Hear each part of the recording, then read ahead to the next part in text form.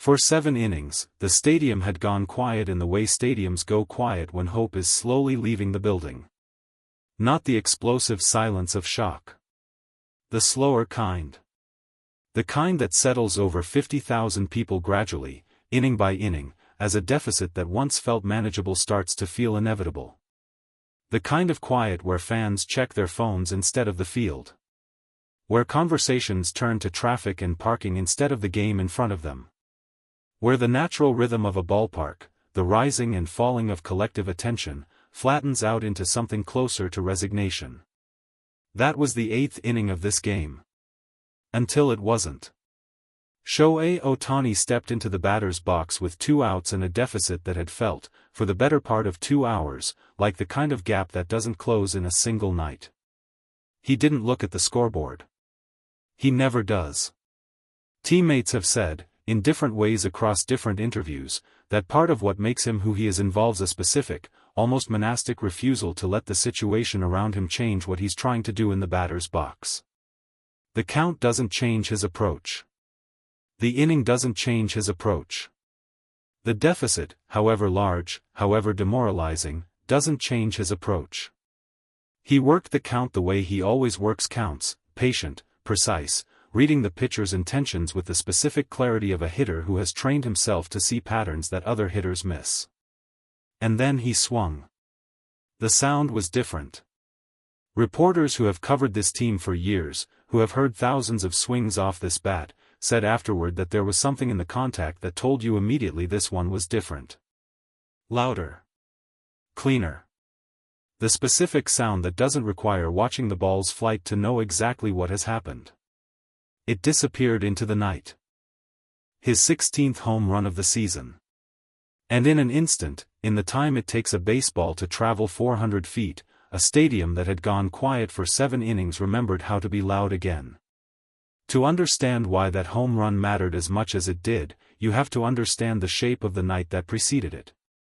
Yoshinobu Yamamoto had taken the mound with the kind of stuff that, on most nights, would have been more than enough.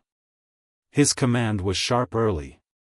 His splitter was working in the specific, devastating way it works when hitters can't distinguish it from his fastball until it's too late to adjust.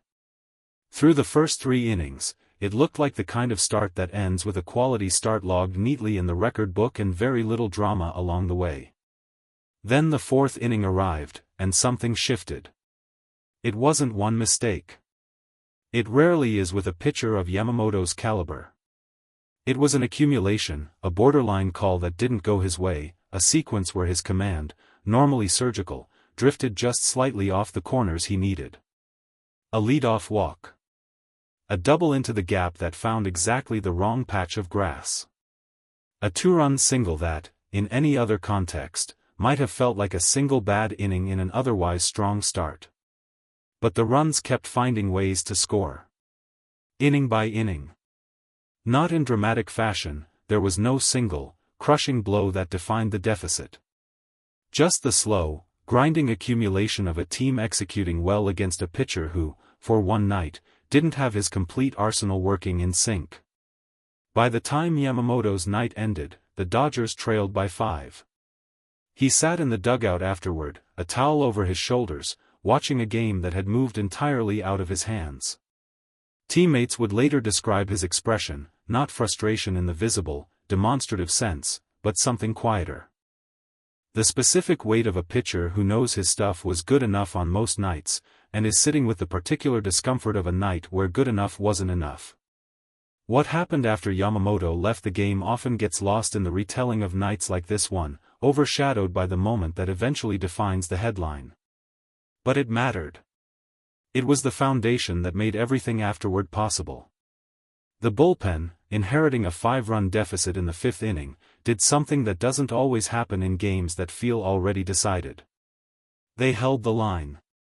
Inning after inning, they kept the deficit from growing, not dominant, not spectacular, but stubborn in the specific way that bullpens need to be stubborn when their offense still has innings left to find its way back into a game. It wasn't electric. There were no strikeout celebrations, no fist pumps after escaping bases-loaded jams. It was simply competent, professional relief pitching, the unglamorous work of keeping a game close enough that hope, however faint, remains mathematically possible. By the 8th inning, the deficit had narrowed slightly through small, incremental contributions from the lineup. A walk here. A productive groundout there. The kind of small ball execution that doesn't generate highlights but slowly, patiently, keeps a comeback alive on paper even as it feels increasingly unlikely in the stands. The deficit stood at 3 runs when Ohtani stepped to the plate with 2 outs in the 8th. 3 runs. Late innings. A pitcher on the mound who had been effective all night, who had no specific reason to believe that the next batter represented anything other than the final obstacle between his team and a relatively comfortable win. He had no way of knowing what was about to happen to him. The sequence began with a fastball. Up and away, a pitch designed to establish velocity early, to remind the hitter what the pitcher's best weapon looked like before testing him with something softer. Ohtani didn't chase it. He watched it pass, his expression unreadable in the specific way that has become his signature in pressure situations, no visible frustration at falling behind in the count, no visible urgency, simply the patient stillness of a hitter who trusts his process enough to let a good pitch go by if it isn't precisely the pitch he's looking for. The second pitch was a breaking ball, low and outside. Another pitch he let pass. The count moved to 1-1, and somewhere in the broadcast booth, analysts were already noting the specific quality of his discipline, the refusal to expand the zone even with the game's urgency mounting around him. The third pitch was the one that changed everything. A fastball, middle in, the kind of mistake that pitchers make occasionally even in their best outings, a location error born from fatigue accumulating across a long, effective night on the mound. The kind of pitch that most hitters would recognize as an opportunity and most hitters would, in the pressure of that specific moment, still find a way to miss. Ohtani didn't miss. His swing was compact, efficient, the specific mechanical precision that scouts have spent years trying to fully explain in technical terms without ever quite capturing what makes it work as completely as it does. The bat met the ball with the kind of sound that ballparks remember. The trajectory left no doubt from the moment of contact. The center fielder didn't move. He simply turned and watched, the universal gesture of an outfielder who understands immediately that pursuit is pointless. The ball cleared the wall by a significant margin and disappeared into a section of seats where fans, who had been sitting in resigned silence moments earlier, suddenly found themselves on their feet, screaming, embracing strangers, experiencing the specific, electric transformation that only certain swings in certain moments can produce. 16th home run of the season. 3 runs becoming 1. A deficit that had felt, for the better part of 2 hours, like the defining feature of the night, suddenly reduced to something that felt, for the first time, genuinely climbable. The Dodgers' dugout transformed in the time it took Ohtani to round the bases. Players who had been sitting with the particular stillness of a team accepting an unfavorable outcome were suddenly standing, shouting, slapping the railing in the specific rhythm that dugouts fall into when something has shifted the emotional weather of a game entirely. Roberts, watching from his position near the rail, didn't celebrate dramatically. Those who know him well would say that's not his style in moments like this, not because he doesn't feel it, but because his attention immediately shifts toward what comes next, toward the runners still needed, toward the innings still remaining. But even he allowed himself a moment. A nod. A brief exhale that long-time observers recognized as his version of genuine excitement, carefully contained but unmistakably present. Yamamoto, sitting in the dugout still processing his own difficult night, stood and clapped along with his teammates. Whatever weight he had been carrying from his own outing didn't prevent him from recognizing what he had just witnessed, the specific, rare privilege of watching a teammate produce something that, for a moment, made an entire night's disappointment feel survivable. The energy that home run generated didn't disappear immediately. It carried into the 9th inning, where the Dodgers, now trailing by only 1 run instead of 5, pushed across an additional run through a combination of contact and aggressive base running that wouldn't have happened, teammates said afterward, without the emotional shift that swing had created. It wasn't enough, in the end, to complete the full comeback. The final out came with the tying run on base, the kind of conclusion that leaves a stadium simultaneously exhausted and energized, a loss, technically, but the specific kind of loss that feels, in its immediate aftermath, like something closer to a moral victory. Roberts addressed it directly afterward. "We didn't get the win tonight. I won't pretend that doesn't matter.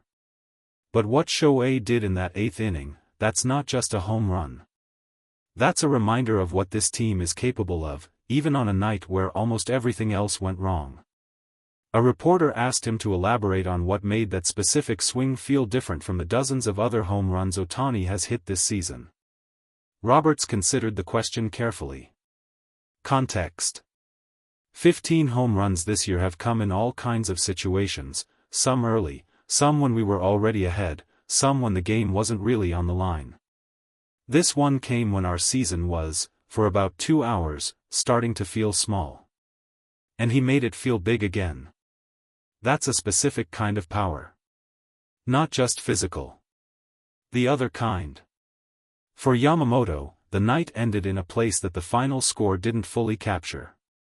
He addressed reporters with the specific composure that has become his signature, careful, measured, unwilling to make excuses for an outing that, by his own standards, fell short of what he expects from himself. "My command wasn't where it needed to be tonight," he said through his interpreter. "I take responsibility for that. The team fought hard to give us a chance. I wish I had given them a better situation to fight from." A reporter asked about Ohtani's home run, whether watching it, even in the midst of his own disappointing night, provided any measure of comfort. Yamamoto's expression shifted slightly. Something between a smile and the specific exhaustion of a pitcher processing a difficult outing. "Watching Shohei do that, yes, it helps. It reminds you what's possible on this team, even on a hard night. But it doesn't change what I need to do better next time." Both things are true. 16 home runs. A number that, on its own, doesn't fully convey what makes Ohtani's season remarkable. The number that matters more, perhaps, is the one that's harder to quantify, the specific frequency with which his most important swings arrive in exactly the moments his team needs them most. Analysts who track these things noted, in the hours following the game, that a significant portion of his home runs this season have come in what statisticians call high-leverage situations, moments where the win probability swings most dramatically based on the outcome of a single at-bat. It's the kind of pattern that resists simple explanation. Talent alone doesn't fully account for it. Neither does luck, not consistently, not across an entire season. What it suggests, instead, is something closer to what Roberts described, a player whose physical gifts are matched by an almost unsettling sense of moment. An ability to read not just a pitcher's tendencies, but the emotional texture of a game itself, and to produce, with startling regularity, exactly what that moment requires. That's the part that's hard to explain to people who haven't watched it happen as many times as we have, Roberts said. It's not just that he's good. It's that he seems to know when good isn't enough, and he finds something more. The Dodgers left the stadium that night with a loss in the record book. A loss that, on paper, looks identical to dozens of other one-run defeats that accumulate across a long baseball season. It will not feel identical in the memory. Because for 7 innings, in a stadium that had gone quiet in the way only a long, slow-developing deficit can make a stadium quiet, something had been slipping away. Not dramatically. Not all at once. Just gradually, the way hope tends to leave a building when nothing seems to be working and the innings keep running out. And then, with 2 outs in the 8th, in a moment that asked for something extraordinary and received it, Shohei Ohtani turned that silence into something else entirely. 16 home runs into a season already defined by his particular, terrifying brilliance, this one will be remembered not for its distance or its exit velocity, but for what it did to a building that had stopped believing.